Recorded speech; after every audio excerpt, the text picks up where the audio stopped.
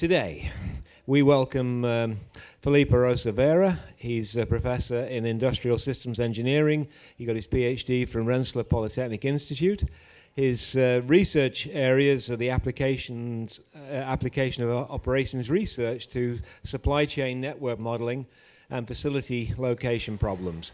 He has applied these methodologies to humanitarian disaster relief logistics, urban logistics, and most recently fighting human trafficking by modeling it as a supply chain network. In addition, he has been a train engineer, or train driver, as I would call them. So, welcome, Felipe, please. Nice. Okay, well, is it working now? Good? Okay. Well, thank you very much for the nice introduction. Yes, a good friend of mine, a professor in RPI, used to say that I'm a real engineer because I used to drive trains in Santiago. I drove trains for 2.5 years, metro. These are electric engines, huge beast. It's just a pleasure, and I still miss that job. Okay, anyways, back to the talk. I work on different types of models or essentially problems, and we try to use methodologies that come from networks or the application of network optimization. So those are the things that I work on. And please, you can't hear me? You have to speak a little louder. I need to speak louder? Okay. Okay. Is it working now? Better? Okay. The application of network modeling to different types of problems, okay? But today, I'm not gonna go in depth into mathematical models or things like that. Instead of that, I wanna give a glimpse of different topics, different problems that we can approach using networks, and then hopefully find solutions or approaches that we can implement, okay? So, this is how it's going to work. We're going to look at the network from different episodes, from different moments in history. And then we're going to describe the problem and how we try to solve it, for then look at the good, the bad, and the ugly of each of these situations, okay? My dad he loved this movie, so, and then my advisor on RPI also, he's a big fan of the movie, so I had to use it every time I can. So yeah, that's kind of the approach that we're gonna have. Okay, so I'm gonna give you a date. Hopefully somebody will be able to catch the episode, the moment in history, can tell me back the date, and then we'll talk about that moment in history a little bit from a network perspective, okay? I wanted to bring prices, but low budget and things like that. And then I thought maybe I can bring popsicles. Popsicles are extremely useful when you're a father. I have 2 kids, so I don't have prices, but please help me here. Okay? June 22, 1941. What happened here? By the way, I'm no historian, right? I would love to. I love history. June 22, 1941. Any history professor in the room? German invasion of Poland? Almost. Russia. Barbarossa. Right? Barbarossa. The invasion of Russia. Okay? So, this date was when the Axis, the Nazi Germany, invaded Russia, started the operation. Okay? So at around 3:15 a.m. on 22 June 1941, they started the invasion of the Soviet Union. On October 13th, they were 87 miles from Moscow. This is literally from here to the Mapfre Stadium in Columbus. It's the same distance. They were extremely, extremely close. But then, again, I'm not a historian, but many decisions delayed the invasion, and of course the Russian opposition to the Nazis as well, right? And then what happened? The winner Exactly. The tropical Russian weather, right? It's not that easy to fight the Russians during the winter. And that's exactly what happened, right? But then you can ask me, well, what does this have to do with networks, right? Well, first of all, was the transportation network. The transportation network at the time in Russia was in very poor condition. So they found very quickly mud. When the cold weather came, they were essentially stuck in the Russian winter.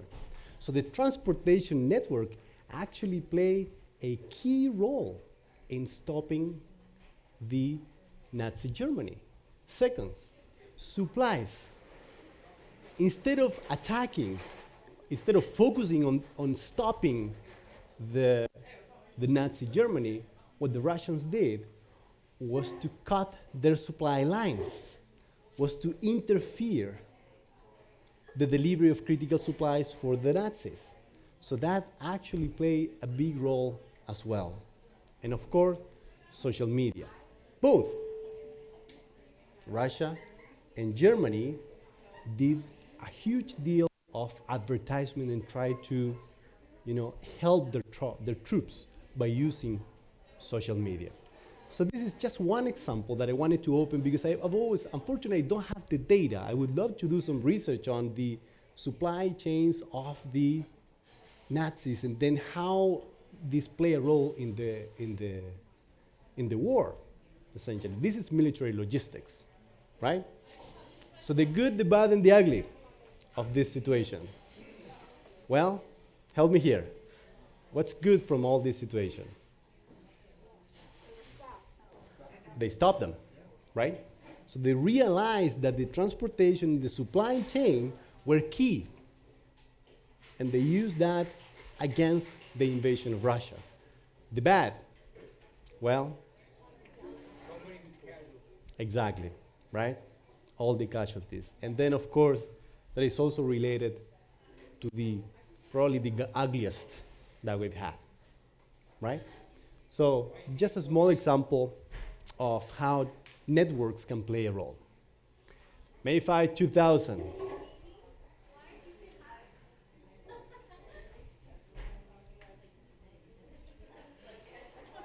This is a very tricky one. I should have brought prizes. I love you virus. Another very, very important network, right? The internet.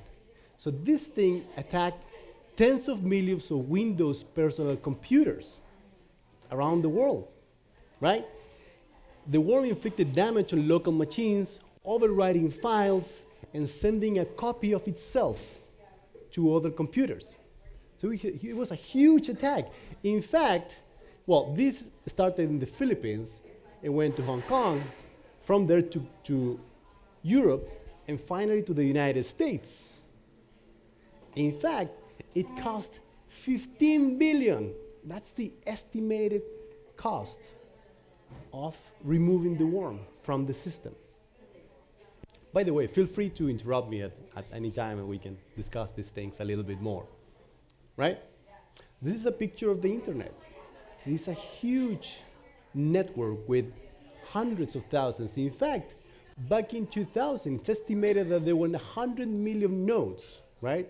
So remember, the internet needs an infrastructure. They need to connect, right? So there's a router, and there are physical connections for this to transmit. 100 million. Well, guess how many we're going to get by 2020? 50 billion connections. So I'm not trying to scare you here, but back in 2000, when hackers were still playing around, were able to do such great damage. Imagine the vulnerabilities, the interconnections, and the challenges that a network like this imposes in our system. So the good, the bad, and the ugly again. The good, well, the internet is great news, right? Now we can connect with people. I can talk to my family in Chile. I can call them through WhatsApp, and I can, do FaceTime or whatever. It's a great connectivity. I mean, we can share information. There is so many things that we can have, right? There is this theory of the 6th degree of separation between any person in the planet. Essentially, you can reach anybody by at most 6 people. So it's wonderful to have this network. Well, the bad, all the vulnerabilities, right? All the vulnerabilities. And well, the internet as well, and I guess it's connected to social media and things like that, sometimes is unmerciful with some individuals. We forget about the person. And of course, the ugly comes exactly from there as well. All the difficulties that we can face through the internet as well. Next one. September 28, 2003. I know, I chose these dates. Catherine, Azadeh, any clue? Okay, we should get the Eataly Black Out. What is it? Okay, yeah, that's fine. So the Eataly Black Out. So this episode, back in 2003, what happened is one of the servers in the entire system of Italy went down. That server was connected to a substation, electricity. So we have 2 networks, right? So we have one, the network that is controlling the system, the servers. And then this was connected to another network. And then this substation was also connected to a different router. And that produced a cascading effect when the entire country was without power. This is what and Buldirev et al. 2010, he was one of the pioneers in studying this kind of effect, how these interacting networks can affect us. And how do we call this problem in history? How do we call this kind of problem? Well, Murphy's Law, right? Can't go wrong. But it does happen, right? These are interconnected networks. We should know this one.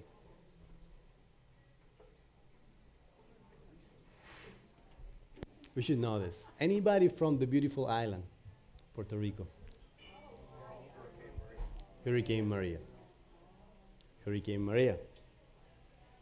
Again, so networks, in the case of Maria, also play a key role. This is a very busy picture, but with a purpose.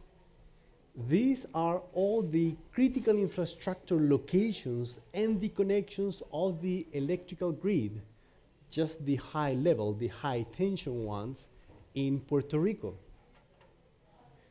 When we look at Puerto Rico and we look at first Irma and then Maria, because they were hit twice, right? And the poor infrastructure network in the island and the interconnections between the different systems, again, we have a big problem in our hands. On the other side, and this is going to introduce a little bit of our research, we can also use mathematical modeling. We can also use optimization to understand the behavior of these different networks. And for example, we can explore alternatives to reinforce the system. One of them is introducing microgrids. A microgrid is a local source of energy. It's source, storage, and distribution. It can be on the grid or off the grid. But essentially, solar panels and different alternatives can provide this thing.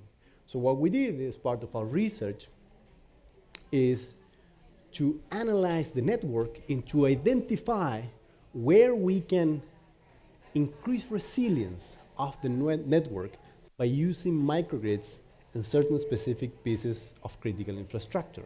And this is only the only plot that I'm going to show, but in essence, we can invest money to improve the performance of the network. So this is when we destroy a certain number of nodes or certain percentage of the nodes in the network, what's going to happen, how quickly it drops. This is what was happening in Puerto Rico with the electrical network. Even with a small fraction of nodes removed of the system, it dropped significantly right away. That was one of the problems. And then, of course, hospitals need water, need electricity, need the transportation network, so on and so forth. So all those things add up and complicate this matter even more. So what we did was to try to analyze if we invest in microgrids in Puerto Rico, this is the kind of behavior that we can get. We can improve the system by using these microgrids. Again, the good, the bad, and the ugly, right? So the good, I think there is hope in terms of how we can improve the resilience, the robustness of the network, and how we can improve the overall response to these catastrophic events. Hurricanes Maria and Irma produced huge catastrophic damage to the infrastructure in Puerto Rico. There are ways that we can use network science and network optimization in order to try to improve that. The bad, well, we know all the things that can go wrong now. And the ugly, of course, how many people we lost this time around. Yeah. Is there a way for us to predict how vulnerable the system is? Or do we have to wait until it fails and then, look at it retrospectively? And remember to repeat the question. Yes, I will. So the question is there a way to predict the performance of the system in the end? Well, that's exactly what we're trying to do here. Because we are randomly removing, so every line is a different Hurricane Maria that's going over Puerto Rico. And then the x-axis is showing how many nodes have been destroyed. So we randomly destroy nodes, and we see the performance of the network. We see how quickly it breaks down. So when we invest, this is the kind of behavior that the system can have. Ideally, we have a 45-degree line right here. For every node that is destroyed, only one of them is impacted. I guess what I was asking is, what are the assumptions that help you build a model? What are the variables that you're taking into account to look at the vulnerability? Right. So the question is, what are the assumptions of the modeling, and what are the, to predict the vulnerabilities, right? Well, two things. One, the approach we are using is optimization models. So we're using a network with a network optimization, essentially sending flow through the network. And then we simulate the destruction of a node, and then we try to send, again, the same flow, so we can see how many of them were disconnected, right? That is the approach that we are taking. I must say, though, that it has some shortcomings. We know that the electrical network, for example, should be modeled as a complex network, and that comes from network science. Professor Newman, University of Michigan, Professor Barabasi in Northeastern University, that's the kind of research that they are doing in this kind of system, right? Next one. February 14, 2018. And this is a silly one. We've been too serious about it, so this is a silly one. What happened here? It's the St. Valentine's Day, right? That's one, okay? Anybody soccer fan? I told you, this is a silly one. This is a silly one. Real Madrid versus Paris Saint-Germain. Who said that? Did somebody say that? Really? Okay. So what does this thing have to do with networks? It's like, well, let's take a look at it. There you go. Those are the squads, right? So we have Real Madrid, of course, with Keylor Navas, all the players in the configuration of the team, right? Of course, Cristiano Ronaldo there, if somebody is asking about it. Yes, he was playing. And then we have Paris Saint-Germain, right? With all the big stars that they have. So what, right? Well, in the first half, I was watching this game. Don't tell my boss. During the first half, Paris Saint-Germain, PSG, was but completely superior to Real Madrid. It was amazing. They were completely overwhelmed. They scored the 0-1, Rabiot, in minute 20-something, I think it's 33. And then a very silly penalty from one of the defenders from PSG gave the 1-1 to Cristiano Ronaldo, right? Again, so what? Well, here comes the thing. When Unai Emery, the Spanish coach at the time of PSG, looked at the game, he made a move. He said, we are attacking, and we have Dani Alves. Have you heard that name? Dani Alves. Well, he is the player with the highest, with the most number of trophies in history. Okay? So what he did, he made a substitution. He pushed forward Dani Alves because he wanted to win. And as I said before, this is the guy right here.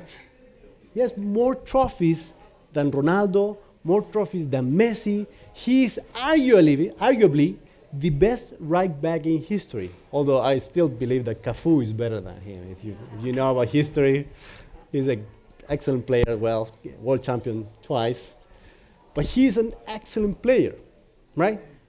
Again, so what? Here comes the take. When Unai Emery made that substitution, Zinedine Zidane, world champion with France in 1998, right? He hit with the head Marco Materazzi in the next World Cup, if you don't remember that. Zinedine Zidane made two substitutions. One, he brought in, so remember, Unai Emery moved up Dani Alves.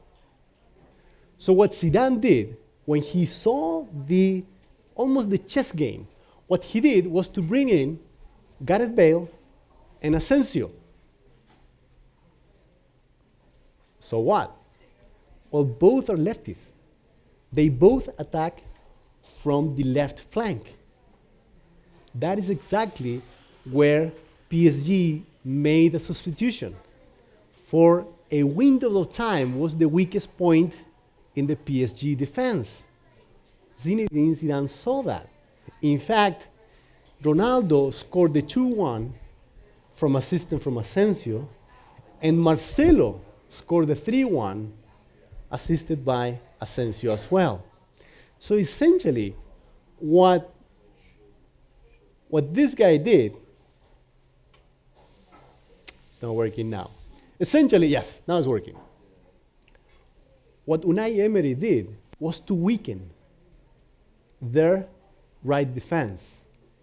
And that was exactly the place where Zinedine Zidane decided to attack. When you think about it, in soccer, football for us, I'm from South America, in football, you need to create these connections. There is a relationship between the players when they pass the ball. That's the connection. It might be weak if the player is too far away, or it might be strong, it's very close to me. It's an easy pass, right? So you are constantly creating these connections.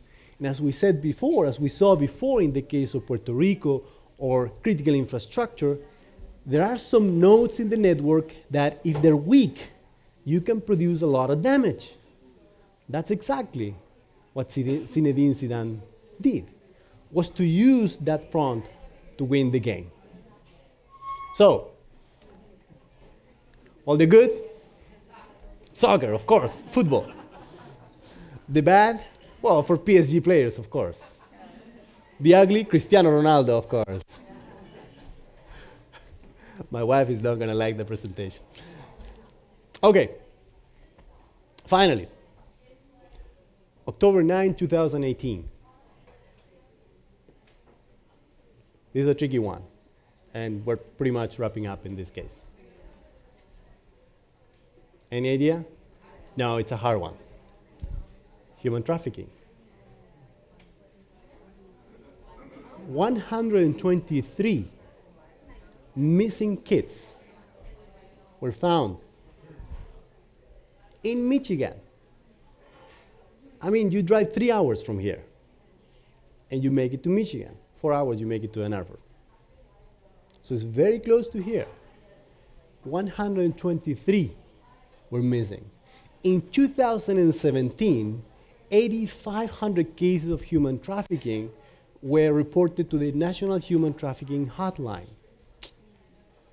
Unbelievable. Since 2012, 25,000 cases of sex trafficking in the United States.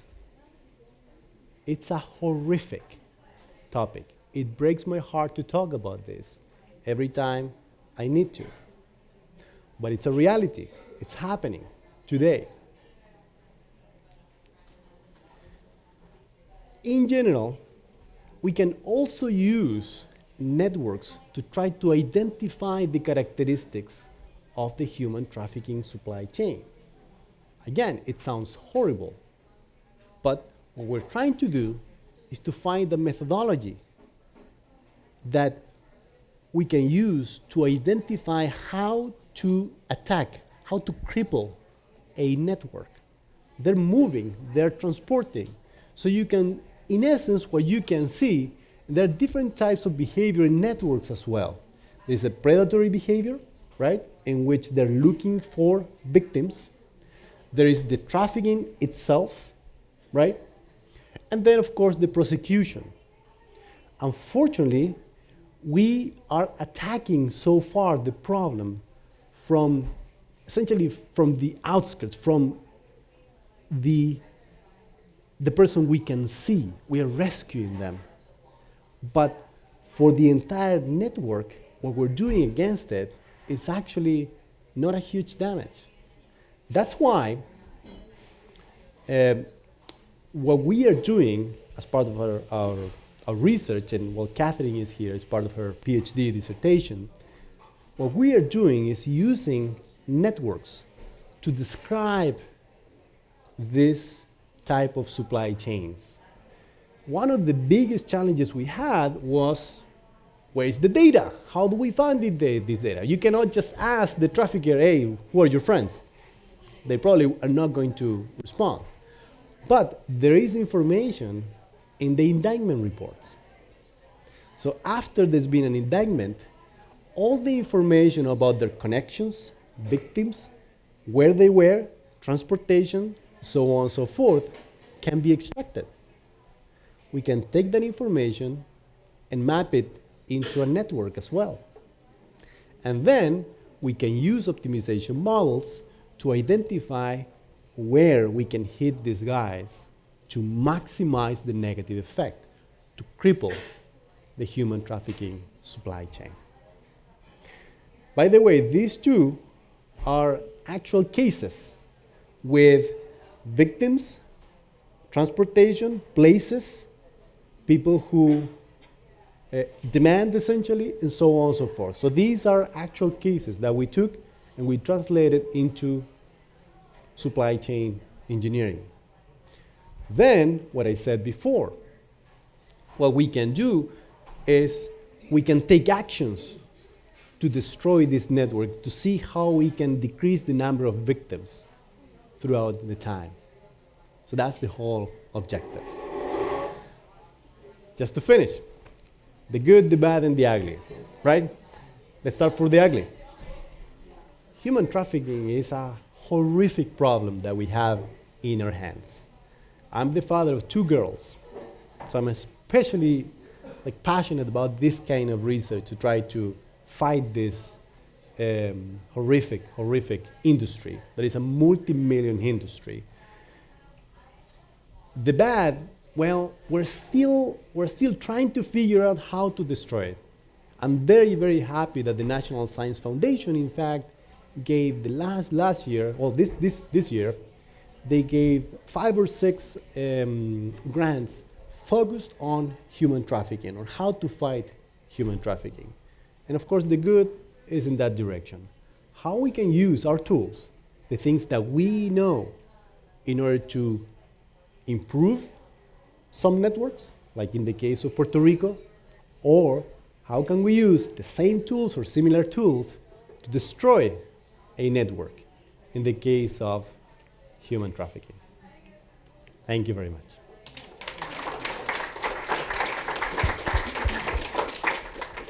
So we have time for some questions. So once you do your research on human trafficking and you come to some conclusions, Right. what do you do with that information? Who do you pass that on to? That's an excellent question, and I keep knocking doors. Yes. Okay, so the question is, once we get results, what do we do with it? Okay? In essence, our hope, and this is what I've been doing for the last 6 months or maybe more, is to be able to communicate this information to FBI, Human Trafficking Task Force, so on and so forth, because what we need to improve is prosecution, right? Now, in addition to that, actually before that, we need their input in order to really understand whether or not the model is working correctly. So validation is a big issue here because we have limited information. These networks are hidden. I mean, that's the nature of the business. They try to hide their operation. So we have limited information, and there is information that we also need to collect. But once we have the results, the whole idea is to provide this information to the FBI, to task force, and so on and so forth. That's the whole process. So I'm still working on that. That's the answer, because I've been contacting people and trying to reach out to show these are the things we're doing. Is there any preliminary research or results that you guys have found that actually show which nodes or parts of the network may be the best to weaken? So the question is there any preliminary result? It's actually under review in one of the journals. So we do have results, and in essence, depending on the type of the structure of the network, or the emphasis of the network, if it's more focused on transportation or different situations, we can essentially point in the direction of what kind of approach or what kind of disruption in interdiction we can do. So there are different mechanisms, right? So you can allocate personnel, you can invest money, different ways of disrupting the network. So essentially, the main result is exactly that. We have this network, and then we say, well, instead of going to the streets and attacking that side of the network, go to the brothels. That's where, if you invest your resources in a more focused way, you're going to create a bigger damage to the network. So that's the whole purpose of the network. Right? We can share the things with you if you're interested. More than welcome. Yeah. Rox? Do you ever look at what the duration has to be of the interruption? In other words, do you have to completely take out that node, or can it be an intermittent, stoppage in order for it to be effective? Right. So the question is, do we look at the length of the interruption needed to disrupt it? Yes, that question is related to the concept of resilience. Okay, so the resilience of the network, or the resilience of anything, and that's a concept actually borrowed from material sciences, right? So if you modify a specific material, how quickly can go back to the original state. So when we do some research on resilience, we're exactly trying to figure that out. So if I make a disruption, how quickly the system will be able to recover. I didn't show it here, but in the case of Puerto Rico, that's another working paper that I have, and essentially looking at, there's a full disruption, how quickly it will recover, right? And and not only how quickly it will recover, but also it will go back to the previous state, it will recover but not fully, or it will be better than before, which would be the ideal case. Because, and I mean, in the case of Puerto Rico, for example, I mean, infrastructure was really not well maintained. So you could improve the situation. It's also an opportunity, and I guess that's the bright side of this kind of research. We're looking at ways in which we can improve the system so that when this happens again, because it will, the island is better prepared. People are better prepared. The system is better prepared. I was just thinking about what you're doing right now is trying to create a network for solving the problem. Right. In other words, you have to have a network with the, all the FBI, yeah, all the FBI agents. and all of that. Well, then the same question comes in, what is going to be the most effective connection there to get something done? That's interesting. So the question is, well, in addition, well, to phase or to cripple the network, we also need a network, right? I didn't show it again, but that's another type of research in which we look at interdependent networks. So essentially you have, I guess a good example would be how the electrical system influences the operation of a hospital network, right? Because they need, it's not both ways around, but the hospitals need electricity, they need water, they need so on and so forth. So there is a dependency between the two of them, right? In the case of crippling human trafficking networks, you also have two different networks, as you said, or you can model it that way. So the human trafficking network and the prosecution network, right? Now, what's the difficulty? Every time you do something in the prosecution, this one will react, will do something. In fact, it will adapt. So it's a very interesting and difficult problem to solve from that perspective, because when you move, the other network will move as well in response to the other one, and so on and so forth. So optimal strategies is almost falling into game theory problems, right? In which you have two players with asymmetric information, because the prosecution needs to say what they're doing, or, I mean, not everything, but most of it, while the other network is hiding everything, or as much as possible. So we're using proxy information to try to understand the behavior of the network. Yes? How much resistance are you getting from the people you're trying to work with that are basically saying, NIMBY, I didn't invent it, go away? Well, the question is, how much resistance am I getting from people that I'm trying to work with? They're busy. I guess they're busy. We've been trying to reach out to them. I know at some point we'll find a way to collaborate, hopefully. But I mean, what can I say? It's always difficult because there's a lot of procedures they need to follow. There's a lot of, I guess, it's sensitive information that they have and so on and so forth. So there's always these barriers for collaboration.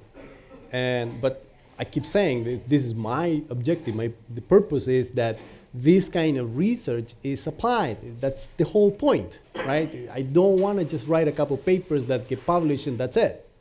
Nobody reads them, right?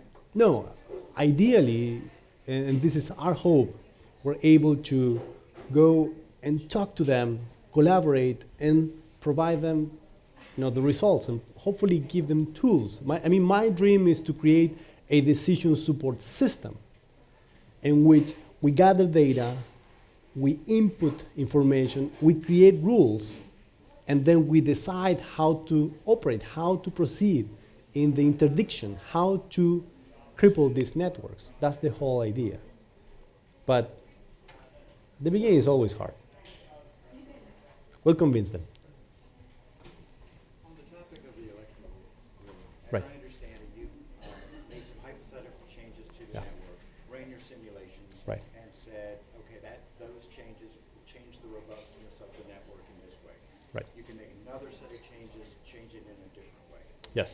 So do you move on to trying to optimize the solution and look at the cost-benefit analysis of the changes and what you're getting out of those changes to try to arrive at, if we were really going to do this in real life, what would we say we should do? Right. You can always spend limitless money making it completely robust. Yep, but I agree. who's going to do that? Yep. Yes. Yes. So the question is, are we doing some cost benefit analysis or optimization on the system so that it's not just a blind guess of how to optimize the system?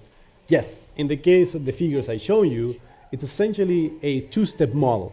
The first step is a facility location optimization model. So it's not random, the locations of the microgrids. We actually use an optimization model to determine where to locate according to certain parameters, right? So there are assumptions that we're making. And then we run another model that is a network robustness simulation. And this is when we destroy nodes one by one at random, and then we see what's the behavior of the network. So we did, it's like two things together, essentially. One is the optimization, and then the other one. We didn't do cost-benefit analysis, though, in that specific paper. We did do cost-benefit analysis in the case of the hospitals in Puerto Rico. That's a paper we published like a month ago.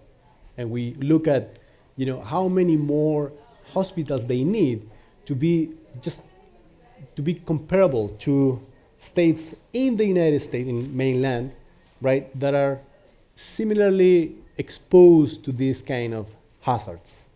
And then we look at the number of hospitals, and we did two different analyses. One is, what if we cannot increase capacity and we need to open new hospitals? And we gave the locations. And then the other analysis was, what if we can increase capacity and also add different locations? Those are the two things that we did.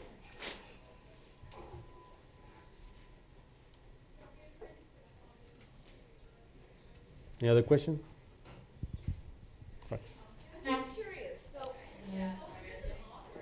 when you talk about that it's difficult to work with the government agencies, I can totally get that.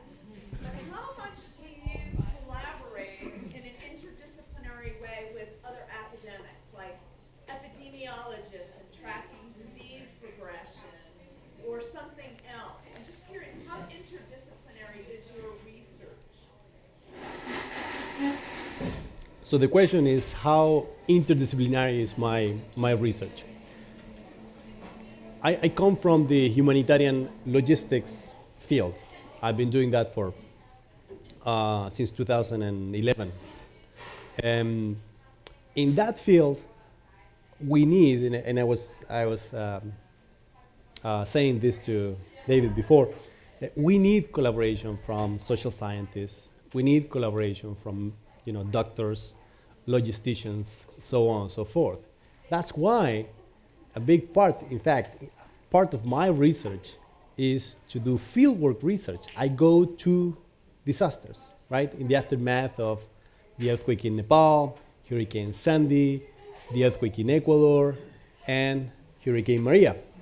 I went with students to Puerto Rico, and we look at the infrastructure, and we talk to operators, the government, and so on and so forth.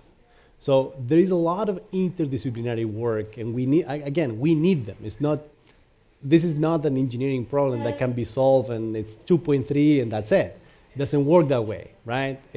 And then there is a gap with the implementation as well, right? So social sciences teaches us a great deal because we need them in order to understand the behavior of people, how they're going to react to these new things.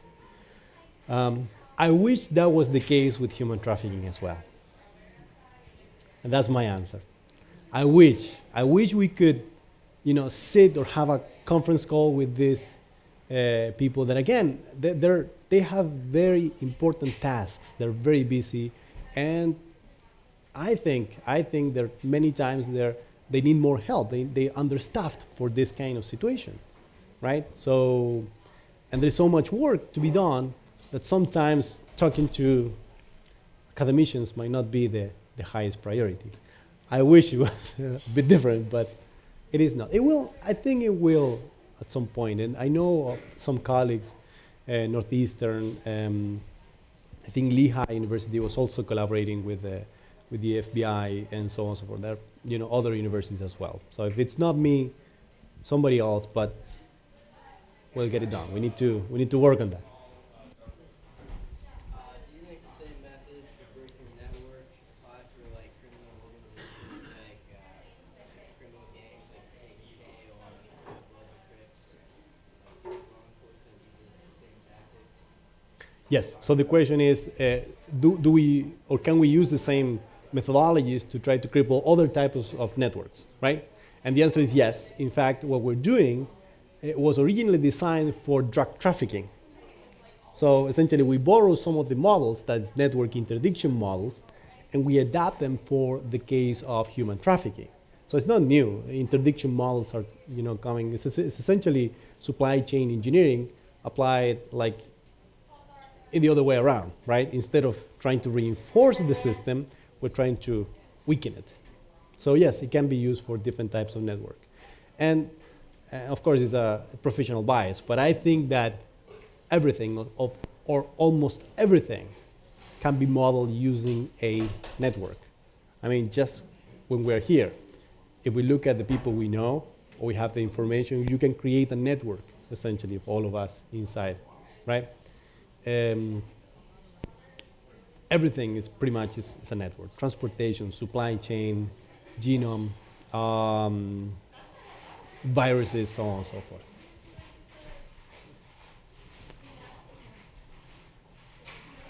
Other questions?